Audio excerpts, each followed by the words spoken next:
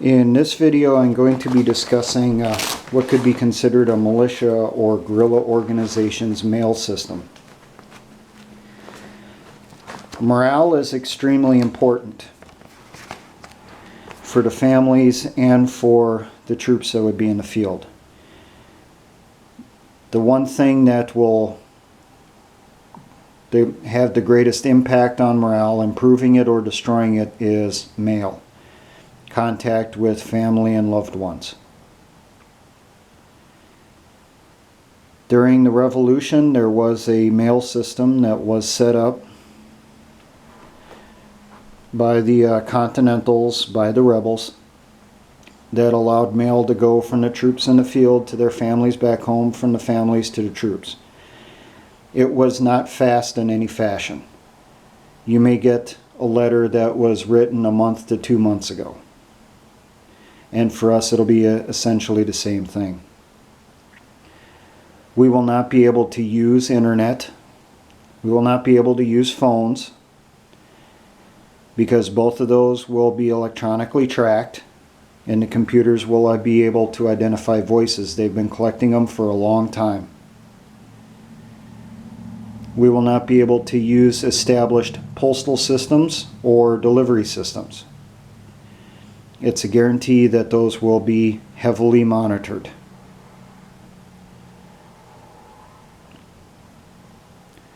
Now, with the mail, it will need to be extremely vague.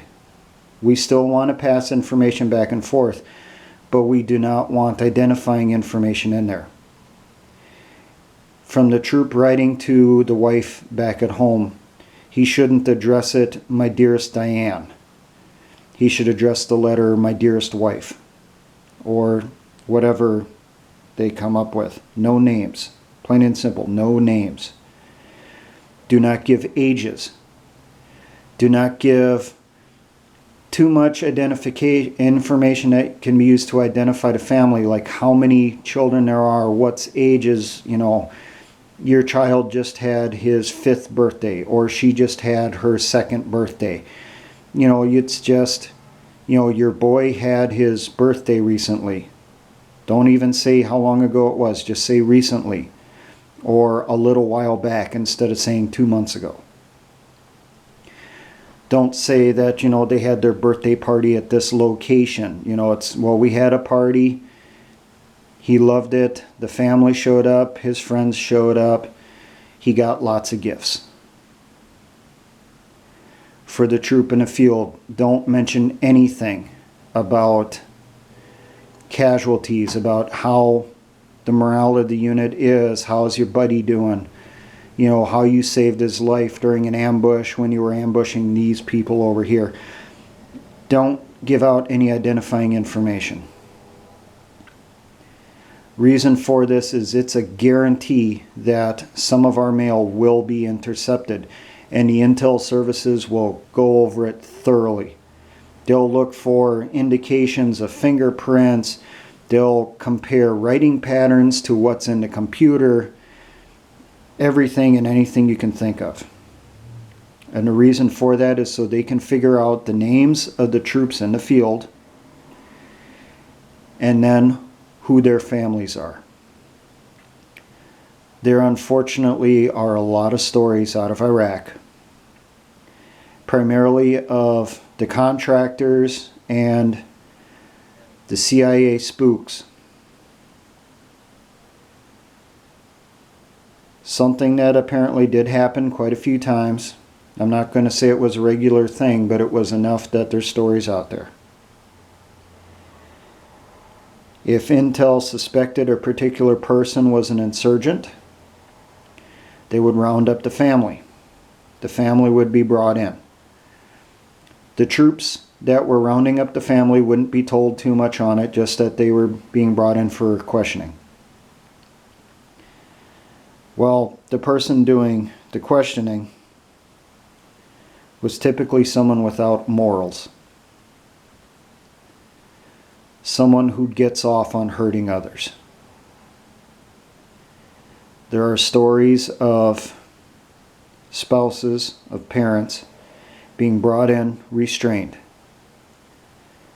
and then their young child, especially the youngest ones, being brought in, tortured, raped, and killed in front of the parent. The parent would give everything the interrogation team wanted to know. They'd tell them every piece of information they could possibly think of that they would want to know, to try to stop their child from being hurt. And we should not fool ourselves that they would not do that to us. Because it's probably a safe bet that a lot of the people that did that stuff there, the ones that got off on doing it, they'll be brought here and used against our families to find out as much information as they can get on us. So we need to be very vague in our mail. Look up World War II, what the guidelines were for censorship of mail, both from the field and to the field. We should probably use something similar, change it as you see fit. But we must have mail going back and forth. The troops in the field need to know that their families are okay. They also need to know when a family member's been killed or dies of a heart attack, of a disease. Now, one thing that we'll have to have in this mail system is addresses. Obviously, we cannot put down real names, real addresses. So something I thought of was how we did it when we were overseas. There was a slight variation with our addresses overseas compared to the States. We would have unit numbers. So this is what I thought of. We have here a letter from a troop going to his wife. His wife's name is Diane. But instead of putting the real name on there, we have a name that starts with the same letter of the real name. We've capitalized the letters of the name, which tells us that it's the first letter we go off of. We have on here an address. The first number would be the postman that it goes to, and the last number should be a random number for that family. It should be a 3 or 4 digit number. You may only have 20, 30 people in the platoon at any given time. But by going as a random 3 or 4 digit number, it'll conceal our troop numbers. Now, mail going back from the family to the troop. The troop's name is Jeff, but we say it's Joe. We have on there the number. Now, when the mail would show up at the unit, when it goes through mail call, instead of giving the name, they would say 15436 or just 436, whatever you set up. And then that person comes up, gets his mail. Now, we'll have to have a delivery system. So we'll have a carrier that brings the mail from the unit to a drop point. That drop point or points really should be more than one. Should be known only by 2 people, the postmaster and the carrier.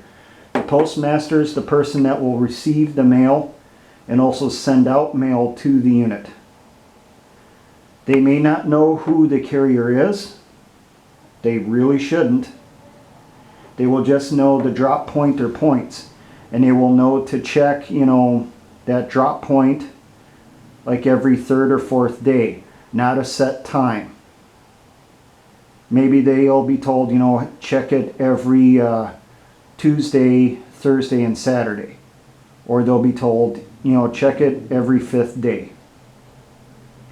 The postmaster leaves the mail going to the unit at the drop point, picks up the mail from the carrier that was left there by the carrier the last time, takes it to what we'll call the post office. That post office, the postmaster will divide it up for the postmen or postwomen, because it'll be probably primarily family members, to pick up and then distribute to the individual families. We'll say that this postman works the east side of town, that one works the west side, this one works, say, the farming community in smaller towns on the north side of a particular town or county, whatever it is. And that postman will deliver to so many people that are in their area. More than likely they'll have their own little drop points for the families. They'll pick up mail from families going out, and they'll drop off the letters that are going to the family. Now the postmen, when they get letters from the family going to the troop, they pass that off to the postmaster the next time they pick up their mail. Now, packages. I highly doubt there will be packages from the unit going to the family, but there probably will be care packages from the family to the unit. They must be extremely small. Let's say there should be a limitation of, say, maybe boxes that are 6 inch by 6 inch by 6 inch, or 6 inch by 8 inch by 6 inch. They need to be extremely small, because the carrier, the postman, and the postmaster have to conceal this stuff as they're moving.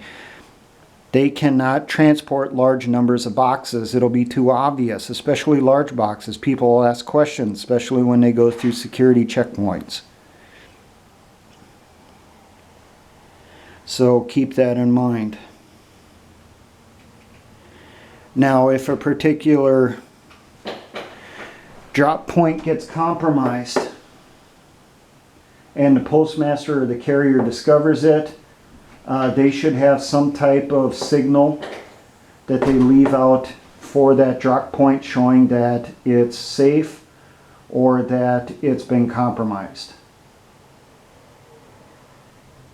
And then that carrier postmaster would know to go to the next location, find out information there where the replacement will be for that one that's been compromised.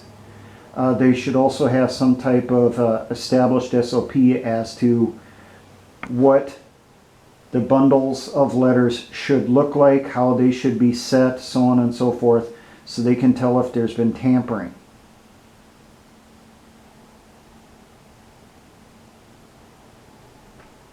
Mail's extremely important. We have to have this set up. We have to have this set up now.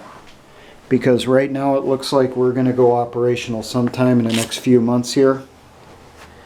I'm hearing chatter or rumors that's being leaked out from DC that we're probably going to be fighting here sometime in October or November. Something's going to happen. It's going to happen soon. So make this a priority for your unit right now. Just as much of a priority as getting caches set up and getting people equipped. Because setting this up while we're under martial law is not really going to work out too well for us. Now, for everyone in the Patriot and militia movements, always remember, essayons.